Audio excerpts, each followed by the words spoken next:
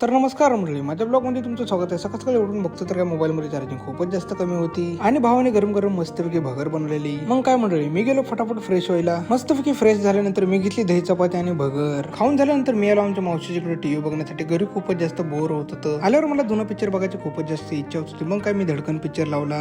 तुम दिल की धडकन हो रेते हो, तेवढं आईला गाणं म्हणून दाखवलं. आईने दिली मला 50 रुपये. मग काय मी घेतल्याशिवाय राहतोय काय. आवरावर करून मी चाललो आता जिमला. तसं मंडळी मी जिमला 4-5 दिवसानंतर चाललो. तेवढं माझा मित्र माझ्यासोबत खूपच जास्त मस्ती करत होता. मग काय जिम मध्ये आल्यावर मी घेतला पहिलं वॉर्मअप करायला. मंडळी आज मला तुम्हाला दाखवायचे आमच्या जिम मधल्या सगळ्यात जास्त वयस्कर मामांना. हे बघा, हेच आहेत ते मामा ज्यांची 40 या 50च्या मध्येच असेल, पण यांची बॉडी खूपच जास्त मस्त आहे. तर आजकालचे मुलं काय पोरीच्या मागच पडलेत. जिम मध्ये या आणि बॉडी बनवा. तेवढंच माझा मित्र म्हणतो माझी जरा व्हिडिओ काढ.